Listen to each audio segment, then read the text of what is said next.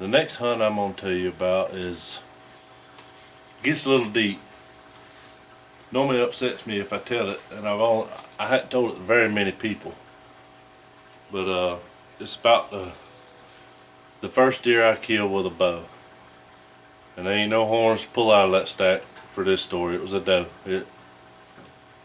Some of your most memorable hunts are, in my opinion, some of your smallest deer.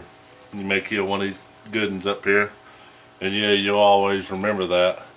But this hunt is a hunt that changed my life, in my opinion. I'll never forget the day that my mama, I got checked out of school, and my mama told me that my uncle Chris, had killed himself. Well, she told me he was dead. Later found out that he killed himself, shot himself with a shotgun in the heart. And I was 17 years old, and I had picked up bow hunting because of Uncle Chris at 15 years old. He had showed me deer that he had killed and got me into bow hunting. Told my daddy, hey, you need to go buy him a bow so he can bow hunt.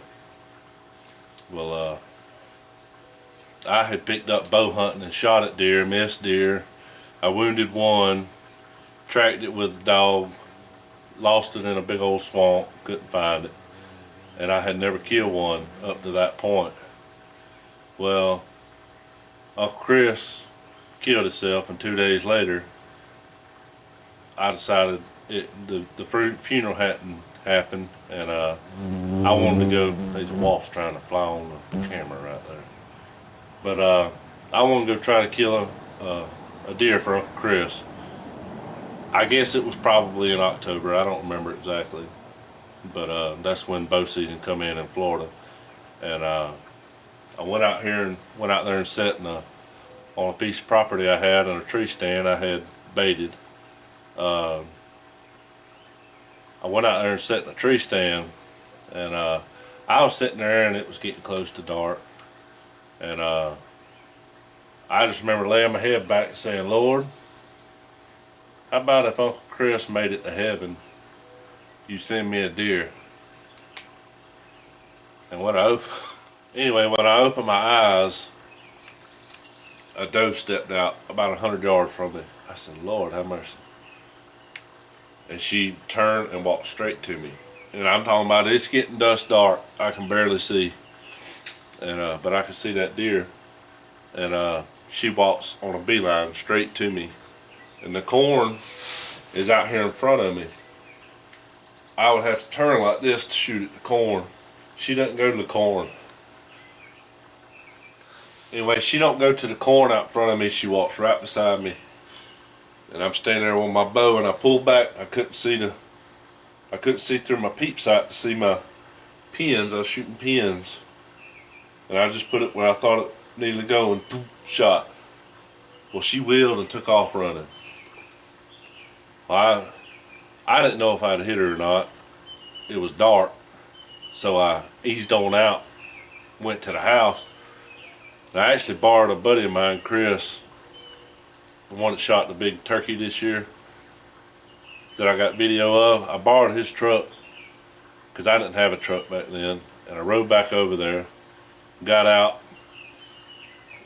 My sister went with me, went shining the flashlight, and there wasn't no blood right there where I shot her, but about 15 steps, it looked like you took a 5-gallon bucket and just went pouring it out through the field.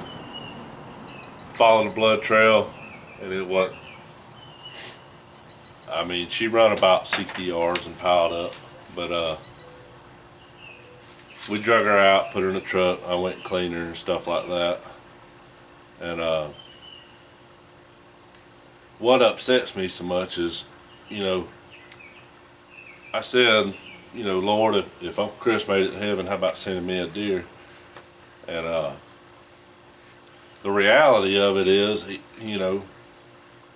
a good chance he didn't. He shot himself in the heart with a shotgun. But if you take anything from this story, if you're going through a hard time, lay it on the Lord. Because Uncle Chris may not have made it to heaven, but the good Lord knew I needed that to be able to get through that issue, I guess you'd say, that traumatic event. I was 17, I was confused. Why would you do that? You know, that kind of thing. When I shot the deer, I found the arrow. It broke in half. Half of it was on the blood trail, half of it was still in the deer. When we had Uncle Chris's funeral, I put half of that arrow in the casket with him. It's still in there with him today.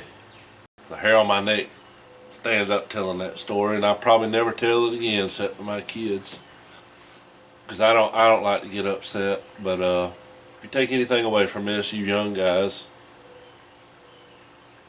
if you're going through a hard time, lay it on the Lord. He'll help you through it. He'll heal you. I appreciate y'all watching. We'll see you on the next one.